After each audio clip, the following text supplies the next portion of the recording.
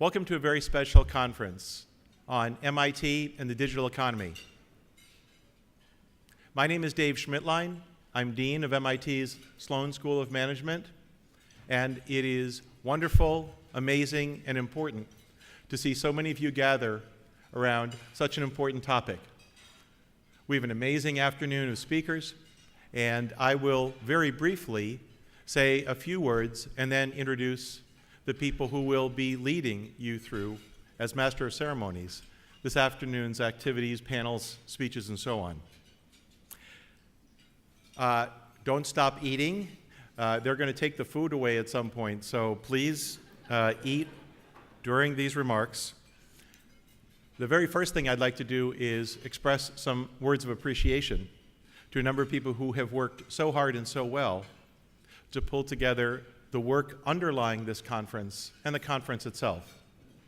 And I have to start with three people: Andy McAfee, Erik Brynjolfsson, and David Verrill, leaders of our Center for Digital Business at MIT, who have both done the work before this meeting to create the ideas, the anecdotes, the insights that you're going to be hearing about this afternoon, and then have worked very hard to put together a program that I know so many of you are really excited about.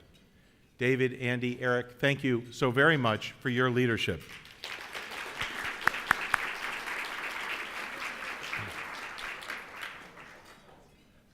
Let me also, especially for MIT alumni, take a moment to thank the external relations staff and leaders for MIT Sloan. You may think that running conferences at this scale is something that this school has been doing every other week for the last 98 years, but you know it isn't true. And over the last 5 years, we worked very hard to come to a place as a school, not only where we have amazing thought leadership, but where we have the potential to project, to convene, and to have impact in these ways. And I'm very grateful to the folks who have worked so hard in external relations to make that happen. That includes Donna Russell, Elizabeth Sikorovsky, and David Weber. Thank you all so much.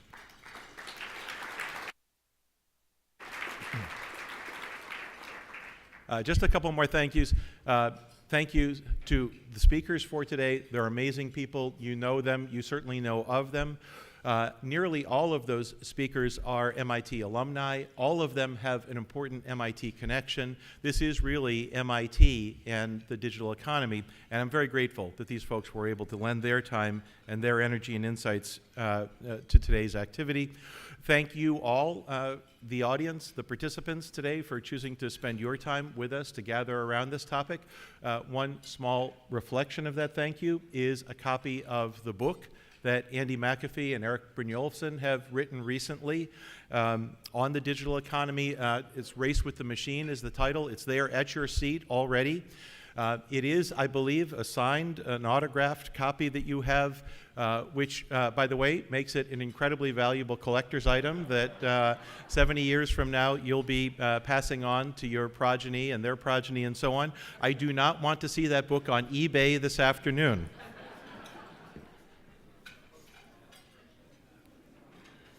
Let me also acknowledge the leaders from MIT and the Sloan School who are here today. We have members of the MIT Corporation with us. We have members of the MIT Sloan School Global Executive Boards here this afternoon who have, again, chosen to gather around this really interesting and important topic, which I think is a natural topic for MIT.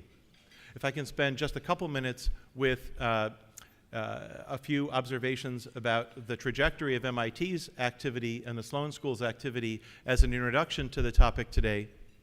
You know that MIT has a new president, Raphael Reif, MIT's 17th president, who's been a member of the faculty since 1980 and served as provost of MIT since 2005. If you look at Raphael Reif, yes, that's a...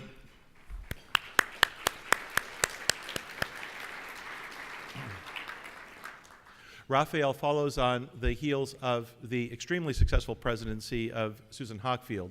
And in Raphael's inauguration, if you look at the key themes, what does he say MIT is going to be about? It's going to be about the deepest, most basic research on the most fundamental questions brought to bear on the most important challenges of the day. in an environment where innovation and entrepreneurship is valued, where our impact as an institute is felt on a global scale. I mean, that is almost a perfect introduction, without meaning to be, to today's topic around the digital economy.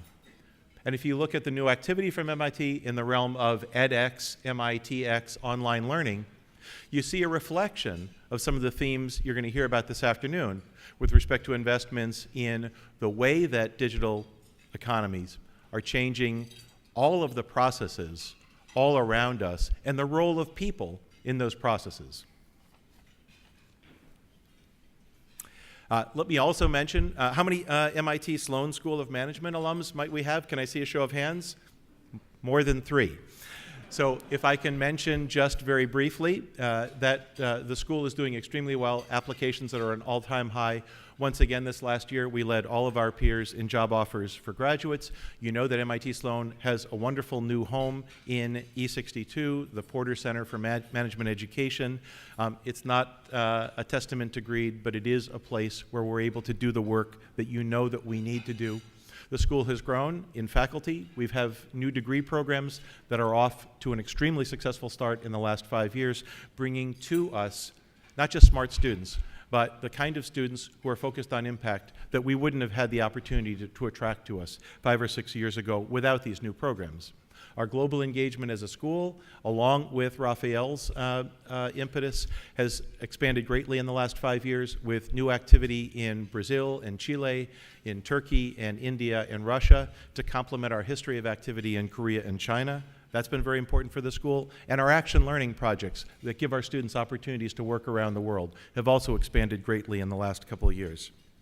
We've also, just in the last 6 months, begun to launch new initiatives with respect to research, convening, and outreach. And the digital economy, the topic for today, is one of those important themes to which we're dedicating our school, our resources, the resources of people who care about us, and our faculty to work on key themes of the day. The Digital Economy Conference today is a reflection of that commitment to a new initiative that we'll be announcing. Well, it's announced. You now know about it. MIT's theme, its mission, if you will, I think can be said in 3 words. Invent the future. If we look at the impact that information technology, the digital economy, has had already over the last 20 years, it's easy to see, and many of you have been interested in, the effect on business opportunity, on the way that individual company prospects are determined by the digital economy, by information technology. That's going to continue to be important, and the speakers here today have played key roles in business opportunity. But today we want to go further than that. Today we want to focus more broadly on the way the digital economy is not just changing individual companies' opportunities, but is changing markets, is changing national economies and the global economy, is changing societies, is changing the nature of work and employment and leisure. And it's our belief that in order to take advantage of business opportunity in the next 20 years, you have to understand how the digital economy is changing those broader elements of impact, economies, societies, and so on. It isn't just about individual companies with an individual product idea.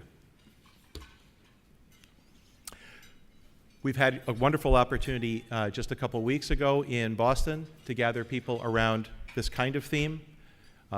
We had over 250 people in Boston. We have a bigger venue here. We had to stop offering people opportunities to join us at 450 participants today. So let me move us forward and start the formal program with respect to an introduction of Andy and Erik, our 2 leaders in this regard. So, how many people, by the way, if I could do one more, my last survey of you, saw the 60 Minutes episode Sunday evening this last week, fortuitously timed, let's say. And you had an opportunity to hear from initially and to see a little bit of Andy McAfee and Erik Brynjolfsson's thinking. Andrew McAfee is Principal Research Scientist and Associate Director of the MIT Center for Digital Business. He has over 100 writings, publications on the impact of information technology and the digital economy on businesses and on society. His blog is incredibly popular and has been picked up quite often on Fortune.com. He coined the term Enterprise 2.0 in a famous article in the Sloan Management Review. He has 2 MIT undergraduate degrees and 2 MIT master's degrees, and only 1 PhD, and it's from Harvard, and that's all. It's all very good. In just a minute then, Andy is going to come up and really start the program, but let me, in order to move us forward and to conclude my responsibilities, also do a brief introduction of Erik Brynjolfsson, who again, many of you know. Erik is the Schussel Family Professor of Management Science at MIT Sloan, has been an extraordinary leader for the school and in the broad community with respect to the impact of information technology on business productivity, and again has broadened his interests to include the effects of intangible assets on business performance, intangible assets on how markets tend to evolve through time, and now very much with Andy's partnership, looking at the way that the digital economy is changing economies and changing all of our lives. So with that preamble, again, welcome, thank you for gathering, and please give a warm welcome to Andy McAfee. We have a lineup of speakers and panels and fireside chats that's absolutely fantastic. We're bringing together some of my favorite people in the digital economy, many of whom have an MIT affiliation. And I can say with a lot of confidence that if you don't walk out of this afternoon's session with a lot of new knowledge, a lot of insight, a lot of new thoughts spurred, you're either an incredibly well-informed person or your head is made of wood. Those are your 2 options. We just have a wonderful opportunity this afternoon. I'm looking forward to it. The reason we're all here today is that a couple years ago, we started to get these rumors that things were getting different and weird out there in the digital economy. And Erik and I kind of looked at each other and said, all right, let's saddle up and go investigate this stuff. And we had some very strange experiences over the past year or so. We got to ride down Highway 101 here in Northern California in a car that had no driver at all, and we lived to tell about it. We trained an industrial robot a little while back by grabbing it by the wrists and showing it what we wanted it to do. We watched a valiant team of some of the best and brightest that Sloan has to offer go up against another team from a school down up the river, and a computer playing the very human game show of Jeopardy, and our students, I'm sorry to report, got slaughtered by it. And we've held this beautiful metal bowl in our hands that was printed out and that could not have been made by any other means. We just kept on thinking to ourselves, things are different now. This is not the economy that we're used to. Even after careers as scholars of technology's impact, we thought that there had been a sea change and we were heading into I mean this seriously, another chapter in our economic history. So Erik and I put our heads together. We've been working on issues related to this for a while, and we wanted to start talking about them and start sharing them more broadly. My overall conclusion from this work has left me in a position that I want to be really clear about.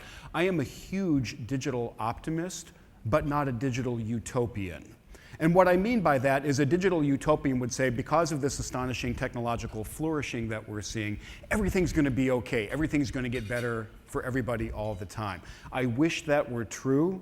And I think that technology is absolutely taking us into a better future, but there are going to be some serious challenges along the way. The reason Erik and I wrote Race Against the Machine is not because we like being Dr. Doom about employment, but because we wanted to call attention to the fact that there are some challenges coming along as technology accelerates and as it encroaches into more and more human territory. But Overall, I am just a huge digital optimist, and what we're doing, what MIT and what a lot of people in this room are doing with technology is not only going to stagger the imagination, it's really going to take us into a better tomorrow. And to make that more concrete, I want to outsource the central idea here to one of the great prose stylists of the 20th century, Winston Churchill, who actually came to MIT in 1949 to give a talk. And he said something that really resonates with me.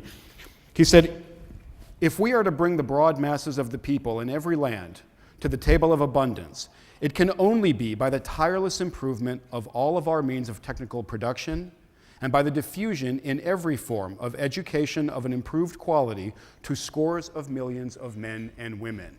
And the opportunity that we have in the digital economy is essentially to do exactly this. And this is an incredibly interesting, positive time to be around and to be at what I honestly believe is one of the epicenters, actually two of the epicenters between Northern California and MIT, two of the great epicenters for this revolution that's taking place.